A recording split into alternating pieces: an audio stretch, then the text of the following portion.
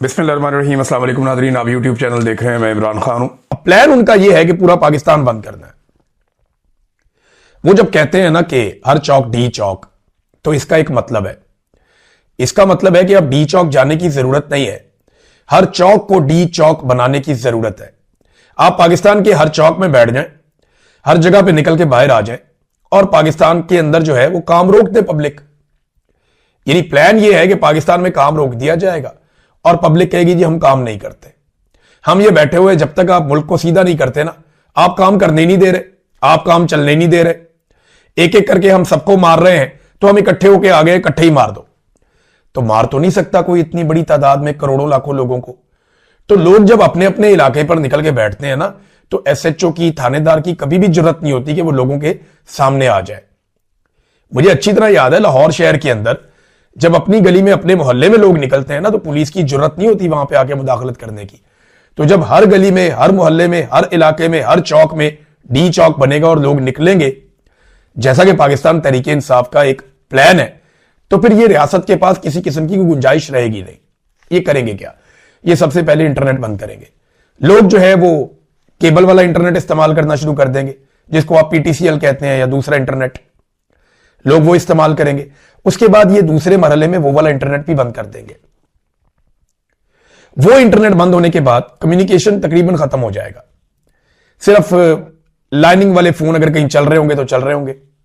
तो कम्युनिकेशन खत्म होने का नुकसान सिर्फ लोगों को नहीं होगा, लोग तो बैठे रहेंगे या लोग इंतजार करते रहेंगे। तो क्योंकि कोई मारधार तो पाकिस्तान में हो नहीं रही, लोग पुरअमन एहतजाज कर रहे हैं। अगर लोग घर भी चले जाते हैं, कम्युनिकेशन खुलती है, फिर बाहर आके बैठ जाएंगे। तो इनके पास इसका हल ही कोई नहीं है। पुरअमन एहतजाज से बड़ा बदला ही कोई नहीं कि आप पाकिस्तान को बंद करें।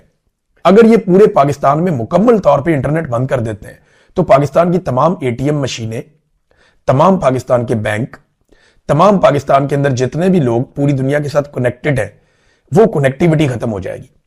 सिक्योर लाइनें एक दो है जो गवर्नमेंट और एस्टेब्लिशमेंट के पास है, उनके जरिए से वो राब्ते में तो रह सकते हैं बैनुल अक़वामी तौर पर, लेकिन पाकिस्तान के मीडिया के पास भी इंटरनेट नहीं होगा, पाकिस्तान के सोशल मीडिया के पास भी इंटरनेट नहीं होगा, और एक अजीबोगरीब सूरत-ए-हाल पाकिस्तान में पैदा हो जाएगी। इस सूरत-ए-हाल को कोई भी हुकूमत 4-5 दिन से लंबा नहीं खींच सकती। अभी ईरान ने कुछ अरसा खींचा, लेकिन साथ ही उन्हें वो खोलना पड़ गया। जैसे ही उन्होंने मुजाहरों पर कंट्रोल किया, उन्हें खोलना पड़ गया।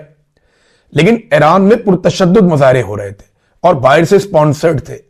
पाकिस्तान में तो लोग काफी अरसे से कोशिश कर रहे हैं कि इस रजीम से जान छूटे। तो ये है वो प्लान कि हर चौक डी चौक। तो जबरदस्त किस्म का रिस्पांस मिला है पाकिस्तान तहरीके इंसाफ को। उमर सरफराज चीमा साहब ने और मियां महमूद रशीद साहब ने ये कोट लखपत जेल से एक पैगाम भेजा है। इन्होंने खत लिखा और कहा, जी हम दिली मुबारकबाद देते हैं आपको, अचकजई साहब को, और हम तवक्को करते हैं कि अपनी फहम फरासत को इस्तेमाल में लाते हुए चेयरमैन पाकिस्तान तहरीके इंसाफ इमरान खान साहब की रहनुमाई में जमहूरियत और आइन की असल शक्ल में बहाली, कानून की हुक्मरानी, अदलिया की बालादस्ती, अवाम और सियासी कारकुनों के बुनियादी हकूक की हिफाजत का फरीजा आप सरअंजाम देंगे। गुज़िश्ता 4 साल से मुल्क जिस दलदल और माशी बदहाली में घिरा हुआ है, इससे निकालने के लिए वसी तर मुशावरत करेंगे। मुशावरत बहुत बड़े पैमाने पर करनी चाहिए। अचकजई साहब को कोशिश करनी चाहिए कि उनकी अडियाला जेल में भी मुलाकात हो, कोट लखपत जेल के अंदर जो लोग कैद हैं उनसे भी मुलाकात हो, और तमाम लोगों से वो मुलाकातें करें।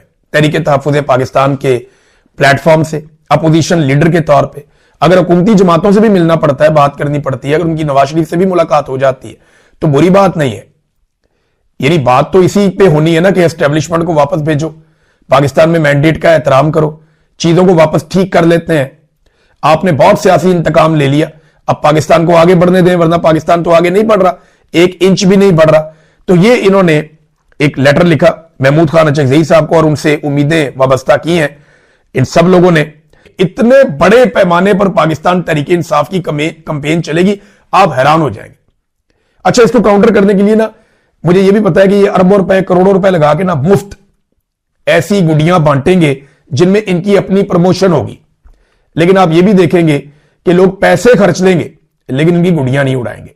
मैं जानता हूं ना लाहौरियों को, लाहौरी बहुत जिंदा दिल है, इनका बड़ा तमाशा लगने वाला है। आप ये देखते जाइए कि ये जो ऑडियो तैयार हो रही है इमरान खान के बारे में, या हुई है या हो रही है, जो काम आप कर रहे हैं या जो काम वो लोग कर रहे हैं, ये ऑडियो आप कहीं कोर्ट में भी पेश की जाएगी, उन्होंने कहा जरूरत ही नहीं है। इमरान खान को कोर्ट में पेश करने की कोई चीज जरूरत ही नहीं है। इमरान खान को जेल में रखने के लिए अदालत को कुछ देने की जरूरत नहीं है, सिर्फ अदालत को हुक्म देने की जरूरत है। अदालत वही करेगी जो उन्हें कहा जाएगा।